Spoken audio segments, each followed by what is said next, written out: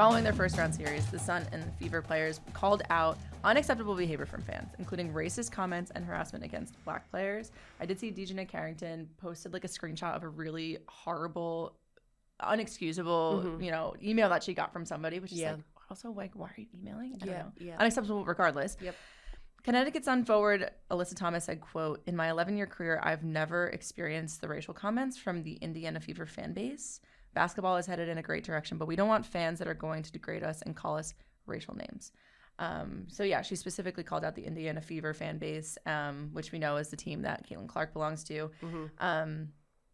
Clark has, within the past couple of days, like totally denounced these comments and was just like, you guys aren't fans, you guys are trolls, and it's unacceptable. But also recently at this past game, Caitlin Clark had a run-in with a courtside fan in the first quarter, and she instructed basically like security to remove this person from the game and pull them aside. I don't know what was said. I don't think that it wasn't anybody knows what's said, but just by like watching her interact with not only security but also her teammates on the court, like it was clear that it was something really not right. Yeah. But yeah, what do you think, Caroline? Are people using Caitlin Clark as an excuse to direct hateful speech toward players? Like, this is also something we've seen literally since she joined the league this year. I think a good chirp is always funny, right? Like, okay, love that. You're feeling passionate. You want to get a little chirp in for your team because you feel like that's the way that you can contribute. Sure. When you cross a line and start treating players like they're not human, it really grinds my gears. Like, first of all, you can't do what they're doing. That's why you're sitting in the stands. So, like, let's just take a moment and reflect on being a good human and being a good fan and contributing in a positive way. I get it. If the other team is smoking your team and you're like really mad, of course you're going to be like, come on, like you got this or whatever. I don't know. I've been there. Yeah, we're fans. I've seen my dad on the sidelines yell at me playing soccer. Oh, God, yeah. PTSD. I know he but, like, there's a line. Also, when people, like, go into the DMs or to emails and start writing these, like, really hateful things, what are you doing? Like, would your mom be proud of that? Probably not. So, like, I don't know. Maybe don't write that because that's one, embarrassing, and two, it's just disgusting. So, like, there's no excuse for it.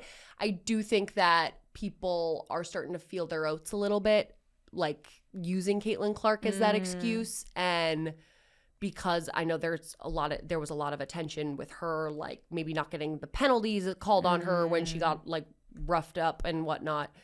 But that's not an excuse for you to say horrible, nasty things. Yeah. I don't know. It's just and like using her. She's not a scapegoat. And I'm glad that she is obviously taking a firm stance. And I hope that the WNBA does more to address it. I think it's been a problem where they've not done enough. So, we'll see with these playoffs. But, she's not playing anyway. But I do think, like, when you see that kind of stuff happen in the NBA, it gets more attention. Obviously, I get it. Like, those players, the games maybe are a little bit more publicized in general, but I just think that it's like, okay, we have to figure out this is a big problem and we have to figure that out going forward because, like, I forget who said that, but Alyssa Thompson said, like, basketball's headed in a great direction.